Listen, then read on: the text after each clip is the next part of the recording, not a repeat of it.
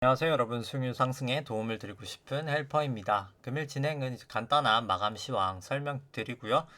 그 다음에는 오늘도 이제 채권 쪽 금리 조금 보여드리고, 그리고 오늘도 베이시스가 상당히 좋지 않았기 때문에 이제 베이시스도 조금 보여드리도록 하고요. 이제 수급도 이제 코스피랑 코스닥, 코스피 200 수급도 보여드리고, 그 다음에는 이제 코스피랑 그리고 S&P 관련돼서 이제 장기 파동하고 단기 파동을 엘리어트 파동이랑 이제 일목균형표로 보여드리도록 하고요. 그리고 사실 그 전에 이제 BOJ라고 이제 일본 은행에서, 우리나라로 치면은 한국은행이죠. 이제 일본의 중앙은행인 BOJ에서 조금 정책을 조금 수정한 게 있어서 뭐 그 부분 좀 설명드리도록 하겠습니다. 그 다음에 이제 S&P랑 코스피 차트 보여드리고, 그 다음에는 이제 코스피 관련돼서 이제 안에 있는 내재 변동성인 이제 V 코스피랑 이제 뭐 달러원, WTI, 그리고 국고채 10년, 미국채 10년 보여드리도록 하고요. 그 다음에는 조금 뭐 증시의 영향도가 큰 삼성전자는 기대 수익률로도 보여드리고, 삼성전자 차트랑 이제 미국 쪽은 애플이랑 테슬라 차트 보여드리도록 하겠습니다. 그 다음에는 이제 S&P랑 코스피에 대해서 이제 밸류에이션 차트 보여드리고, 마지막으로는 이제 신용장구 보여드리면서 오늘 방송 마치도록 하겠습니다.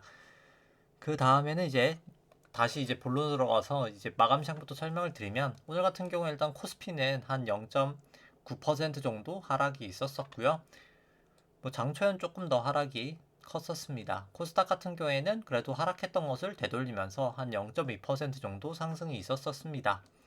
뭐 오늘도 여전히 프로그램 매도가 조금 많았었고요. 수급을 먼저 한번 보시면, 일단 코스피 같은 경우에는 개인이 상당히 많이 매수를 했습니다. 한 1조 한 6천억 정도 매수가 있었고요. 외국인이 한 6천억 정도 매도, 기관이 한 1조 정도 매도가 있었습니다.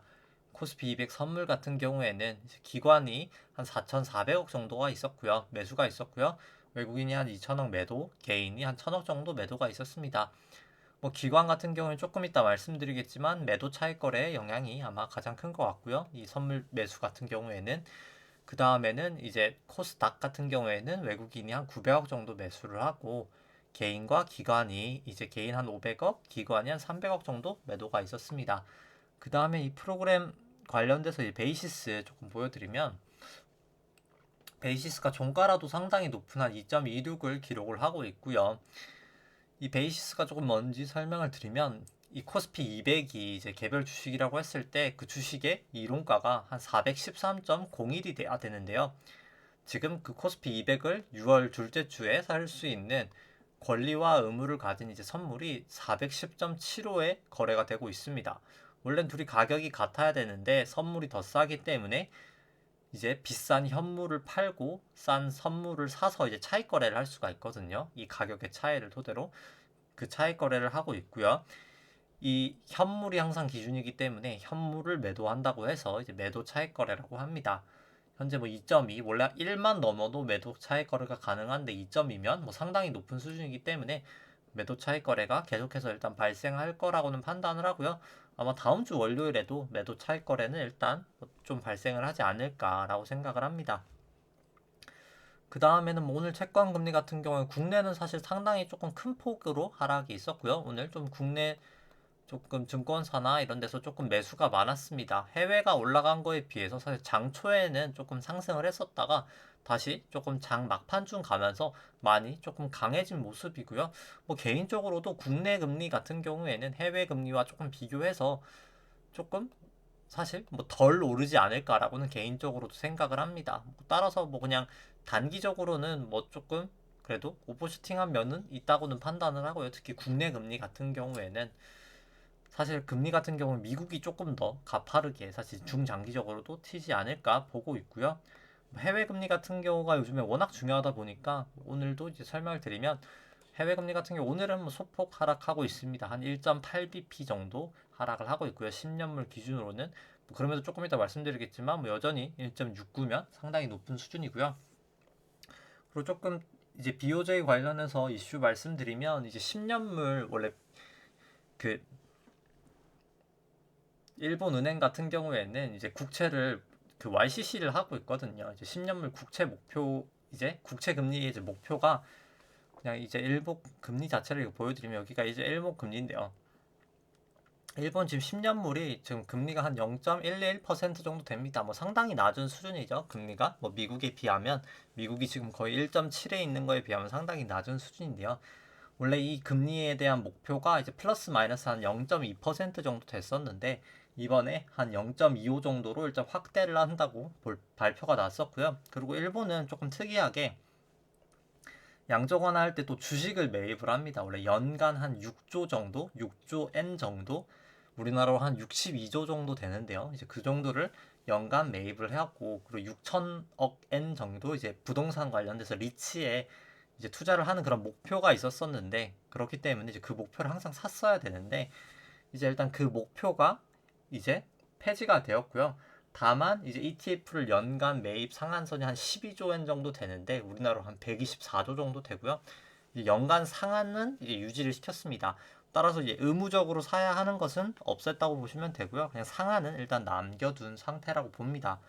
따라서 뭐 이 부분은 뭐 의심할 여지 없이 일단 매파적인 그런 금리에는 조금 상승 요인이라고 판단을 하고요.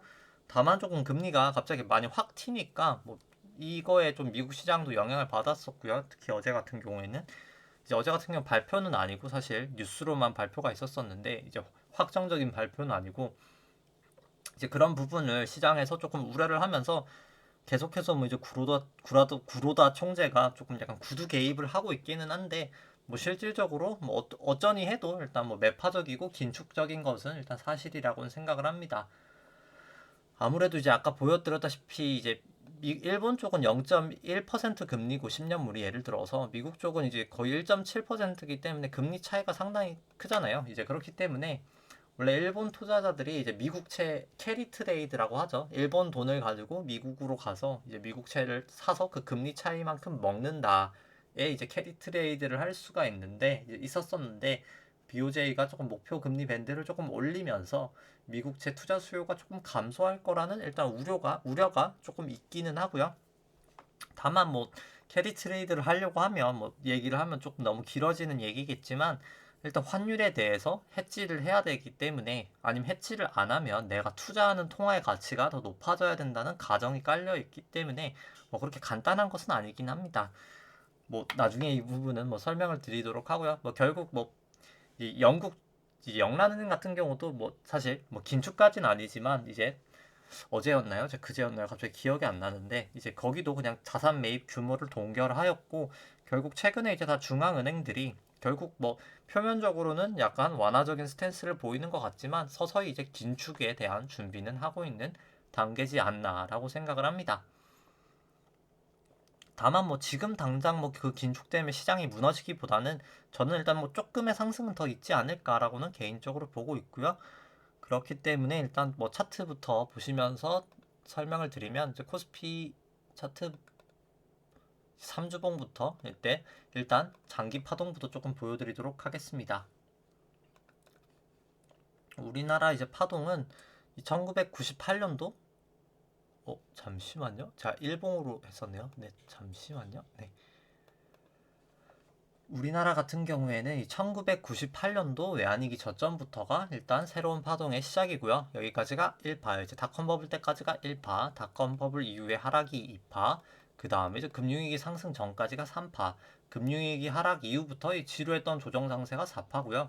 17년, 18년 이제 상승이 5파라고 할 수 있습니다. 여기서부터 여기까지가 1, 2, 3, 4, 5로 큰 1파가 완성이 되었다고 생각을 하고요. 이제 이제 미중 무역 분쟁하고 코로나가 이렇게 2파 ABC로 내려가면서 2파 조정도 완성이 되었고 그 다음에는 이제 지금 코로나 이후로 상승했던 게 아마도 3파에 1파지 않았을까라고 생각을 합니다. 그럼 일단 뭐 저희가 파동을 매기는 게 중요한 게 아니라 이 추세선이 더 중요하기 때문에 추세선을 한번 그어보면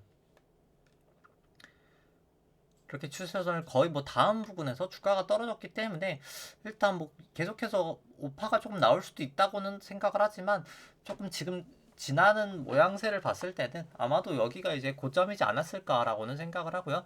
이 마지막 3-1파를 그럼 이제 일봉으로 조금 보도록 하겠습니다. 잠시만요. 네, 일봉으로 자세히 보시면 이제 여기까지가 1파, 여기가 2파, 여기가 이제 3파, 여기가 이제 4파, 여기가 이제 5파라고 생각을 하는데요. 이제 2파랑 만약에 이제 4파 저점을 그어서 3파 고점에다가 올려놓으면 저희가 이제 채널링이라는 것을 할 수가 있고요. 이렇게 올려놓으면 보시면은 이렇게 주가가 이 부분을 넘는 것은 상관이 없는데 이렇게 넘고 나서 이제 다시 하락을 할 때가 문제가 되게 됩니다. 하락을 하고 나서 이렇게 증시가 조금 무너지는 모습을 보이고 있고요. 이 부분은 이제 마지막 아마도 저는 이제 여기가 그냥 오파였지 않았을까라고 생각을 하고요. 일단 뭐 아닐 수도 있겠지만 아닐 수도 있지만 일단 오파라고 한번 생각하고 가정을 해보면 물론 이제 일단 아닐 수도 있어서 아닌 가정부터 말씀을 드리면 여기가 그냥 1파, 2파, 3파, 4파, 5파일 가능성도 뭐 아예 배제는 할 수 없긴 합니다. 다만 이제 이 올라가려고 하면 시간이 조금 많이 필요하기 때문에 뭐 그 가능성이 이제 점점 일단 낮아지고 있다고는 판단을 하고요. 만약에 이제 여기가 5파라고 생각을 하면 여기가 이제 A, B, C로 A고 여기가 A, B, C로 B고 여기가 이제 A, B, C로 C인데 한번 이제 채널을 한번 이제 그어보면 여기랑 이제 이 5파 고점이랑 이 B파 고점이랑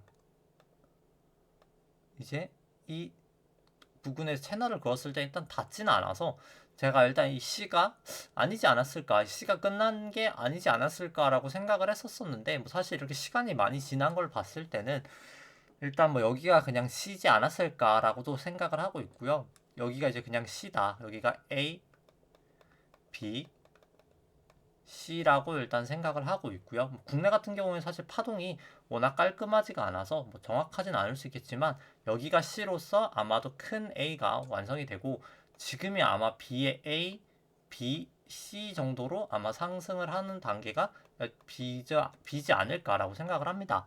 만약에 그래서 이제 계산치를 한번 보시면은 만약에 이제 B라고 생각을 했을 때 계산치를 보면 이제 이 세 가지 경우가 아마 나오게 될 텐데요. 만약에 38%만 되돌림이 있다라고 하면은 이미 뭐 고점을 쳤습니다. 아, 제가 이게 200을 보여드렸네요. 네.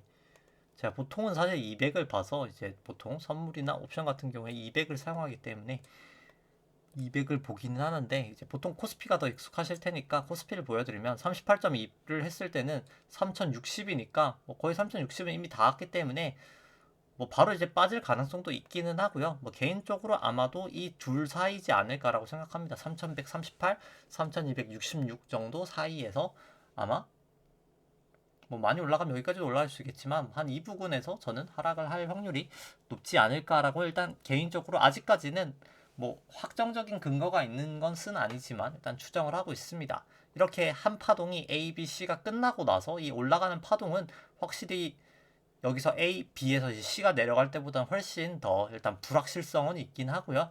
일단 뭐 제가 이렇게 말씀을 드리지만 일단 조금 더 지켜봐야 되는 것은 사실입니다. 그 다음에 뭐 일목균형표로 보시면 일단 일목균형표상 뭐 오늘 같은 경우에 주가가 하락을 하면서 뭐 일단 기준선을 또 재차 하회를 하였고요. 뭐 계속해서 이 50일 이동평균선에서 이 검은 색깔 선이 50일 이동평균선인데요. 이 50일 이동평균선에서 계속 조금 저항을 보이면서 이 계속 이 기준선에서 그냥 가만히 약간 좀 걸쳐 있는 상태이긴 합니다. 계속 일단 횡보장이라고는 보고요. 뭐 여전히 일단 26일 후행스팬은 뭐 역전이 되어 있고 뭐 그렇게 사실 일목균형표 차트상으로는 뭐 그렇게 긍정적인 모습은 아닙니다. 따라서 뭐 사실 저도 뭐 주식을 저번 주 금요일에 제가 매수를 했다고 했지만 뭐 그렇게 사실 많이 사지도 않았고 차트상 제가 뭐 조금 단기적인 상승은 있을 수 있을 거라고는 생각을 하지만 좀 약간 이 만약에 올라간다고 치면은 조금 파는 기회로 저는 삼으시는 게 더 낫지 않을까라고 생각을 하고 있고요.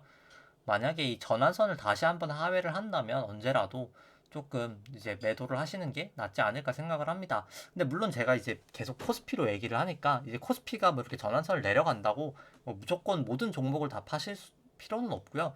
그냥 제가 말해드리는 기준에서 뭐 이제 뭐 좋다고 생각하시는 게 있을 수도 있고 뭐 이건 아니다라고 생각하시는 기준도 있으실 거잖아요. 이제 들으시는 저희 시청자분들이나 뭐 구독자분들만의 이제 기준을 세워서 이제 보유하고 있는 개별 종목들에 대해서 조금 기준을 세워서 매수하고 매도하고 내가 언제 매수했던 것을 손절을 칠 것인지 아니면 매수했던 것을 언제 조금 이익 실현을 해야 될까 조금 기준을 잡으시는 게 필요하지 않을까 생각을 합니다. 뭐 저는 일단 뭐 이 일목균형표 기준선하고 전환선하고 보통 이 미국 쪽에서 많이 쓰죠. 이제 50일 이동 평균선이랑 200일 이동 평균선을 보통 많이 쓰고요. 뭐 따라서 뭐 어떤 기준이든 좋겠지만 조금 약간 객관적으로 항상 이렇게 사람이 욕심이 있으면 이렇게 자꾸 이유를 만들게 되거든요. 이제 올라간다고 생각하는 사람은 이제 보통 내려간다고 얘기해도 잘 듣지를 않습니다. 그냥 무조건 올라가는 이유를 본인이 만들게 되고요. 뭐 내려간다고 생각하는 사람은 이제 올라간다는 사람의 말을 듣지 않습니다. 그냥 언제든 이제 내려간다는 이유를 본인이 납득할 수 있게 만들기 때문에 물론 그게 사실 다 양면적인 게 있거든요. 뭐 예를 들어서 한번 그냥 예를 들어 보시면 이렇게 코로나 때 이렇게 급락을 했지만 뭐 거의 한 2,300 정도까지 거의 갔다가 뭐 2,300에서 한 1,400까지 이렇게 떨어질 때도 사실 거래가 이렇게 다 됐었잖아요. 누군가는 여기서도 사줬습니다. 누군가는 여기서도 사줬었고 누군가는 이렇게 올라갈 때 또 팔아줬었습니다. 항상 사야 될 이유와 팔아야 될 이유는 사실 항상 존재하기 때문에 그렇기 때문에 항상 조금 객관적인 지표가 더 중요하긴 하고요. 따라서 이제 본인만의 객관적인 지표를 한번 계속해서 똑같은 말씀을 드리지만 만드시는 게 조금 필요하지 않을까라고 생각을 합니다. 따라서 뭐 저는 조금 단기적인 상승이 있은 다음에 이제 하락을 조금 보고 있지만 결국 그냥 이런 애매한 추정이 아니라 지금은 제가 비파에서 되게 애매하게 말씀을 드리잖아요. 그래서 이 애매한 추정이 아니라 그냥 확실하게 가려면 그냥 여기를 깨면은 이제 제가 봤을 때 큰 하락이 남아 있을 거라 큰 하락이 진행되리라고 판단을 하고요. 아니면 여기를 뚫으면 조금 더 오파가 진행될 수 있지만 결국 이 오파가 마지막 오파기 때문에 사실 뚫고 안 뚫고 이 상단은 그렇게 크게는 안 중요하다고 생각합니다. 뚫었다가 다시 이게 하회할 때가 결국 매도 타임이라고 생각하시면 될 것 같고요. 결국 뚫으면 뚫었다가 하회할 때가 매도 타이밍. 하단으로는 뚫리면 바로 이제 매도하시는 것을 추천을 드립니다. 그 다음에 이제 S&P 설명을 드리면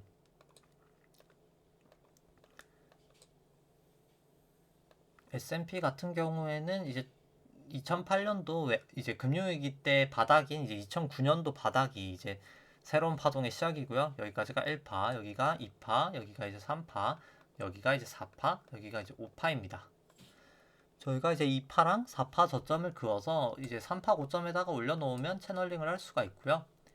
이렇게 올려놓으면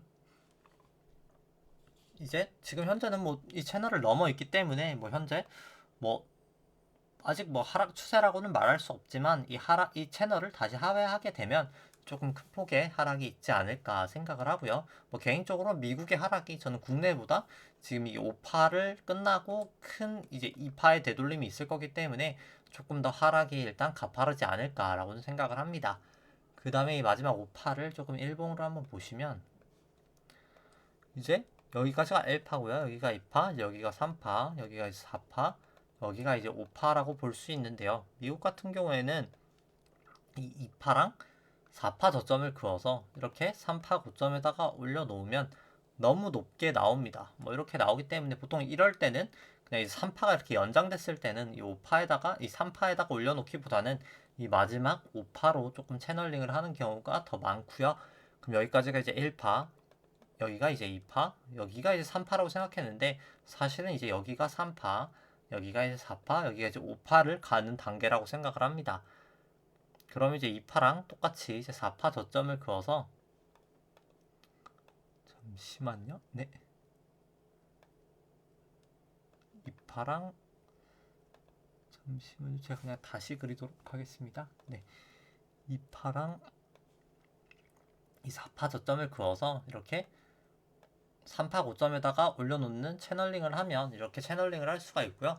아마도 그냥 저는 이 3파 이 채널을 닿거나 아니면 넘었다가 이렇게 하회를 하고 나서 조금 큰 폭의 하락이 있지 않을까라고 생각을 합니다. 물론 뭐 전고점을 넘었기 때문에 뭐 언제든 그냥 지금이라도 하락하는 것은 가능은 하다고는 판단을 하고요. 다만 그냥 개인적으로 뭐 여기를 닫고 빠지지 않을까라고는 생각을 합니다. 그 다음에 이제 한번 분봉으로 보시면 미국 같은 경우는 이제 뭐 여기가 이렇게 해서 잠시만요. 네, 이렇게 채널링을 하면 미국 같은 경우는 사실 거의 뭐 바닥을 잡을 수 있긴 했었거든요. 미국은 이제 아마 그래서 그냥 여기가 이제 C인 게 조금 맞지 않았을까라고 생각을 하고요. 그리고 따라서 여기가 이제 A, B, C로 이제 큰 A고, 큰 A가 여기 이제 4죠. 미국 같은 경우 제가 갑자기 순간적으로 헷갈렸었는데 나스닥하고 헷갈렸었는데 여기가 이제 4고 여기가 이제 5인 상황인데요. 아마도 일단 좀 파동이 애매하긴 합니다. 지금 요즘에 파동이 계속 조금 아무래도 뭐 증시가 흔들려서 그런지 뭐 왔다 갔다 해서 그런지 모르겠지만 뭐 제가 잘 못 세는 거이긴 하고요. 결국엔 이제 사실 파동은 항상 있을 텐데 지금 제가 잘 못 세고 있기는 한데 한번 이제 그냥 선물이 아니라 S&P로 한번 보시면 아마도 제가 지금 여기가 뭐 정확하게 어딘지는 모르겠지만 뭐 아마도 그냥 개인적인 생각을 말씀을 드리면 여기가 그냥 1파일 것 같고요. 1파 이제 마지막이 5파의 1파 그 다음에 여기가 이제 2파가 나오고 이게 일봉으로 그려버리면 여기가 이제 1파 나오고 2파가 나오고 3파가 좀 나오고 4파가 매우 짧게 나온 다음에 이제 5파 이런 식으로 그렇게 크게 올라가진 않지만 뭐 이런 식으로 올라가지 않을까라고는 개인적으로 지금 생각하고 있습니다. 근데 다만 뭐 아까 말씀드렸지만 전고점을 넘었기 때문에 뭐 이렇게 올라가지 않고 언제든 그냥 이게 1, 2, 3, 4, 5로 완료가 된 다음에 뭐 떨어지는 것도 언제든 가능은 하다고 생각하고요. 다만 나스닥이 조금 파동이 다른데 나스닥은 이제 여기가 이제 1이고 여기가 2고 여기가 만약에 3이라고 하면은 이 1파랑 4파가 이제 겹칩니다. 이렇게 될 수가 없기 때문에 나스닥은 이제 여기가 3이고 여기가 4가 맞고 여기가 5가 맞고 그 다음에 여기가 이제 A고 지금 이제 B인 단계지 않을까라고 생각합니다. 이 B가 나오고 나서 이제 아마도 이렇게 A, B, C 정도라고 좀 생각을 하고요. 이렇게 이 B가 완성되고 나서 그 다음에 1, 2, 3, 4, 5로 크게 좀 떨어지지 않을까 생각을 합니다. 따라서 지금 우리나라 같은 경우는 이 나스닥하고 좀 비슷한 파동이다라고 볼 수 있을 것 같고요. 우리나라도 아마 B가 나오고 이렇게 A, B, C로 B가 나오고 나스닥하고 이제 비슷한 모양이지 않을까라고는 생각을 합니다. 그 다음에는 이제 코스피 안에 있는 변동성인 V 코스피 설명드리면 뭐 오늘 같은 경우에 증시가 이제 하락을 했기 때문에 뭐 소폭 한 4% 정도 상승을 했고요. 한 23.6 정도 뭐 단기적으로는 뭐 저는 뭐 조금 더 하락할 수도 있다고는 생각하겠지만 뭐 결국 코스피가 이제 정점을 치고 나서 이제 비파가 완성되고 나서는 뭐 이렇게 하락했다가 조금 상승하는 결과가 나타나지 않을까라고는 보고 있습니다. 뭐 여전히 사실 절대적인 수치 자체도 뭐 과거 대비해서는 뭐 상당히 높다고 판단을 하고요. 보통 뭐 10에서 14가 보통 일반적이긴 한데 뭐 상당히 높아져 있는 23이기 때문에 상당히 높은 수치라고 생각하고요. 달러원 같은 경우에는 뭐 증시가 아무래도 특히 어제 나스닥이 많이 하락하면서 조금 약간 상승을 한 부분이 있고요. 한 7원 정도 상승을 했었습니다. 아마도 기준선을 닫고 상승하지 않을까 했는데 되게 좀 신기하게 이번에도 이제 딱 기준선을 닫고 일단 상승한 모양새고요. 다만 뭐 개인적으로 조금 증시가 조금 더 상승할 수 있다고 생각해서 뭐 큰 폭의 상승은 아니겠지만 뭐 다시 조금 하락했다가 아니면 구름대 한번 테스트했다가 그 다음 이제 올라가는 확률도 있지 않을까 하는 생각합니다. 결국 조금 살짝 긴 시간으로는 조금 더 상승하지 않을까 생각을 하고요. 뭐 WTI 같은 경우는 어제 나름 큰 폭의 하락이 있었습니다. 64로 시작해서 뭐 그래도 종가로 한 58달러까지도 하락을 했다가 뭐 현재 같은 경우 한 60달러 정도 기록을 하고 있고요. 유가가 일단 조금 하락한 부분은 있습니다. 조금 나름 큰 폭으로 하락이 있었고요. 그 다음에 이제 국고치 10년 같은 경우에는 뭐 계속 일단 뭐 오늘 소폭 낮아지긴 했지만 한 5bp 정도 낮아지긴 했지만 뭐 여전히 2.1% 정도면 뭐 높은 수준이라고 생각을 하고요. 뭐 조금 단기적으로 아마도 증시가 조금 저는 더 파동상으로는 가는 게 맞을 수도 있지 않을까라고 생각해서 조금 내렸다가 이렇게 올라가는 것도 가능하지 않을까라고 일단 이건 뭐 그냥 개인적인 추측을 하고 있습니다. 미국 금리 같은 경우에는 뭐 오늘 하락은 하고 있지만 뭐 큰 폭의 하락은 아니어서 뭐 거의 1.7 정도를 기록하고 있고요. 뭐 한국이나 미국이나 뭐 사실 절대금리 수준 자체는 계속해서 증시에 조금 부담을 주고 있습니다. 그 다음에는 이제 삼성전자 이제 안에 있는 기대 수익률 한번 보시면 이 삼성전자 이 파란 색깔이 삼성전자 주가고요. 이 연두 색깔이 삼성전자 주가 안에 있는 기대 수익률인데 높을 때 주식이 저평가, 낮을 때 이제 주식이 고평가인 이제 시그널을 주는 지표인데요. 항상 이 기대 수익률이 8%를 보통 하회했다가 다시 상회하면 이 주가가 조금 조정을 보이거나 횡보를 보이거나 이제 조정을 보였던 이제 경험이 있습니다. 이번에도 뭐 어김없이 7.9 정도 기록하고 나서 그 다음에 조금 조정을 보이고 있고요. 뭐 여전히 낮은 수치이기 때문에 조금 조정은 중장기적으로 조금 더 보이지 않을까라고는 생각을 합니다. 그 다음에 이제 삼성전자 차트 보여드리면 뭐 삼성전자 같은 경우에 이제 오늘 아무래도 뭐 지수도 하락하면서 이제 삼성전자가 하락을 하였고요. 사실 뭐 정확하게는 삼성전자가 하락을 하면서 이제 지수가 하락한 거겠죠. 뭐 여전히 일단 뭐 전환선 기준선 역전되어 있고 주가가 전환선 기준선을 하회하고 있고 뭐 9일은 호전되었지만 26일도 여전히 역전되어 있어서 뭐 단기적인 반등은 뭐 있을 수 있다고 생각은 하지만 조금 이 구름대를 확실하게 넘기 전까지는 조금 매수하시는 것은 저는 조금 안 좋은 선택이지 않을까라고는 생각을 합니다. 뭐 반등을 해도 뭐 저는 이렇게 크게 반등하기보다는 물론 뭐 크게 반등할 수도 있겠죠. 이게 마지막 이제 오파가 있으면 크게 반등을 할 수 있겠지만 결국 그냥 그때 반등을 할 때 안 팔고 계셨다면 그냥 팔 수 있는 기회로 삼으시는 게 조금 좋지 않을까라고는 판단을 합니다. 뭐 개인적으로 단기적인 반등은 조금 있을 수 있다고는 지금 생각하고 있습니다.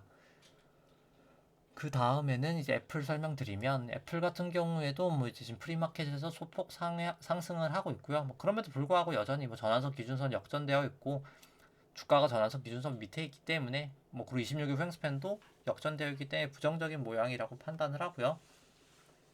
애플 같은 경우에도 아마 여기가 지금 A, B, C 정도 이렇게 나오고 나서 그 다음에 이제 1, 2, 3, 4, 5로 큰 폭의 하락이 있지 않을까라고는 생각을 합니다. 뭐 나스닥하고 비슷한 모양이 되지 않을까 생각을 하고 있고요. 그 다음에 이제 테슬라 같은 경우에는 뭐 테슬라 같은 경우도 뭐 비슷한 생각이고요. 뭐 여기가 이제 A, B, C로 완성이 되고 그 다음에 여기가 A, B, C로 이렇게 완성이 된 다음에 아마도 이렇게 큰 폭의 하락이 있지 않을까 생각을 하고요. 특히 테슬라 같은 경우에는 이 기준선하고 전환선 부근에서 계속 조금 저항을 보였었습니다. 따라서 뭐 조금 올라가는 거에 제가 봤을 때 상승 추세다라고 따라 매수하시기보다는 저는 조금 뭐 개인적으로 설사 매수를 하시더라도 예를 들어서 이게 올라가는 추세일 수도 있잖아요. 뭐 제가 틀려서 그냥 뭐 엄청나게 올라가는 뭐 대상승 시대에 이제 뭐 초입일 수도 있긴 하니까요. 뭐 제가 꼭 다 맞는다고 생각하지 않기 때문에 뭐 그것을 놓치기가 조금 아깝다 하시면 그냥 이 갈색 깔선이 26일 후행 스팬이거든요. 그냥 이 후행 스팬이 그럼 그때라도 이제 깨면 그때 조금 매수를 하시는 게 낫지 않을까 싶습니다. 뭐 매수를 하시더라도 뭐 저는 개인적으로 올랐다가 하락을 할 확률이 높다고 생각해서 이제 26일 후행 스팬이 돌파가 된 다음에 이제 뭐 적어도 뭐 기준선에서는 기준선을 하회하면 뭐 매도를 하겠다 아니면 뭐 전환선을 하회하면 매도하겠다 뭐 이런 식의 기준을 세우신 다음에 매도하시는 것을 조금 추천을 드립니다. 그 다음에는 이제 코스피 안에 있는 이제 내재 변동성은 아까 설명드렸죠. 이제 코스피 안에 있는 이제 기대 수익률하고 이제 국고채 수익률 이제 차이인 이제 일드갭 설명을 드리면 이 빨간 색깔이 이제 코스피고요. 이제 파란 색깔이 S&P인데 이제 코스피 안에 있는 이제 주식의 기대 수익률을 이제 국고채 10년 내로 이제 차감한 수치입니다. 보통 이제 일드갭이라고 표현을 하고요. 이제 주식 수익률하고 이제 채권 수익률의 차이라고 볼 수 있습니다. 이게 높을 때 저평가, 낮을 때 이제 고평가라고 보시면 되고요. 주식이 이제 코로나 때는 상당히 뭐 저평가라는 시그널을 보냈었죠. 뭐 지금은 주식도 많이 올라가고 금리도 많이 올라갔기 때문에 뭐 이제는 국내 같은 경우에는 슬슬 밸류에이션 부담이 있는 단계라고는 생각을 하고요. 특히 미국 같은 경우에는 금리 상승도 더 가팔랐었기 때문에 뭐 상당히 거의 전저점 부근까지 최근에 있어서 전저점 부근까지 사실 많이 하락을 해서 밸류에이션 부담이 조금 상당히 있는 것으로 판단이 됩니다. 그 다음에는 이 수치들은 이제 아까는 이제 국고채 금리를 차감을 했다면 이제 나눈 수치고요. 조금 더 금리에 민감한 모형입니다. 따라서 뭐 이 부분에 상당히 이제 주식이 저평가다라는 시그널을 보냈다가 지금 주식도 올라가고 금리가 가파르게 상승을 하면서 많이 낮아진 상황이고요. 일드갭보다 이제 낮아진 건 아니지만 뭐 여전히 이 정도 수치면 조금 약간 밸류에이션 부담은 있는 구간이라고 생각을 합니다. 그 다음에는 이제 신용장고 차트 보여드리면 일단 코스피랑 이제 코스닥 신용장고 합산 수치 같은 경우에는 21조 한 3천억 정도 되고 있고요.